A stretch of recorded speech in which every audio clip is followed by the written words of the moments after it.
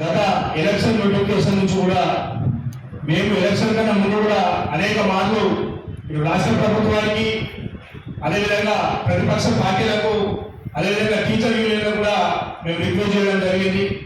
ఖచ్చితంగా బీసీలకు సీట్లు కేటాయించండి, వారిని గెలిపించే బాధ్యత బీసీ సంఘాలుగా మా భుజాలపైన మోస్తామని చెప్పి అనేక మార్లు వారికి అప్పీల్ చేయడం జరిగింది. దాంతో పాటే ఎలక్షన్స్ రోజు కూడా ఏదైతే రాష్ట్ర ప్రభుత్వం ఉందో రాష్ట్రంలో అధికార ప్రభుత్వం వారికి కూడా కోరడం జరిగింది. ఒకవైపు రాహుల్ గాంధీ గారు చేతిలో రాజ్యాంగాన్ని పట్టుకొని సోషల్ జస్టిస్ అంటే మేమే, సోషల్ ఇంజనీరింగ్ అంటే మేమే, ఖచ్చితంగా బీసీల కులాల లెక్కలు తీస్తాం, అదేవిధంగా వారు ఎంతున్నారో వారికి అంత ఇస్తా తగ్గేదాకా మేము పోరాడతామని చెప్పి సాక్షాత్తు పార్లమెంట్లో వారు చెప్పడం జరిగింది. మేమందరం కూడా నమ్మి బీసీలందరూ కూడా ఏకదాటిపై ఓట్లు వేస్తే ఈరోజు రాష్ట్రంలో కాంగ్రెస్ ప్రభుత్వం ఏర్పడ్డ సంగతి మనందరికీ తెలుసు.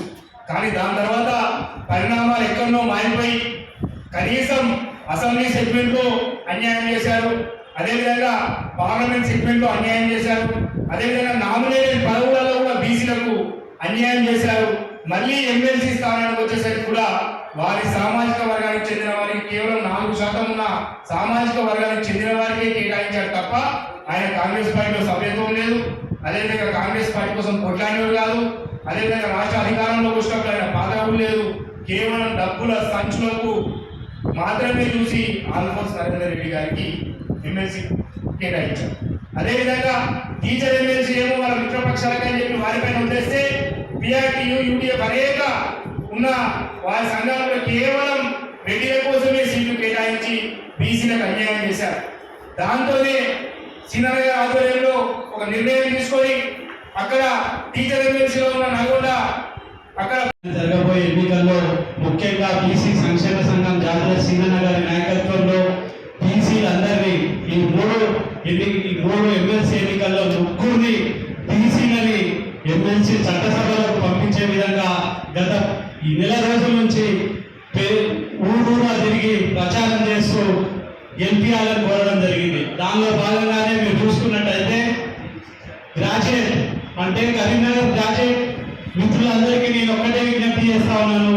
మీరేసే ఓటు రానున్న రోజుల్లో ఈ రాష్ట్ర రాజకీయాలని మలుపు తిప్పే ఓటుగా మీరు ఒక్కసారి ఆలోచన చేసి ఓటేయాలి.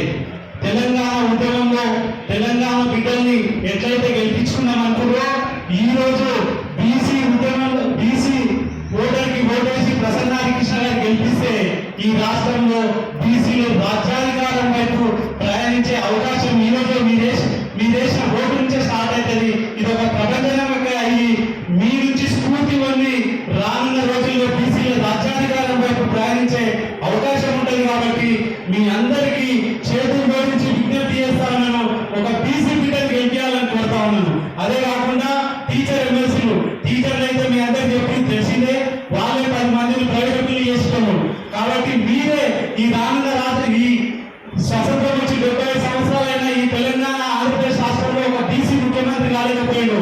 కాబట్టి చదువు చెప్పే మీరే, కాబట్టి మీరు విజ్ఞతతోటి ఈ బీసీ బిడ్డల్ని గెలిపించి ఇక్కడ పూల రవీందర్ గారిని అక్కడ మల్క కొడుయ్య గారిని గెలిపించి చట్టసభలకు పంపిస్తే మనం రాజ్యాధికారానికి దగ్గరయ్యే సాయం తెచ్చిన వాళ్ళు అవుతారు.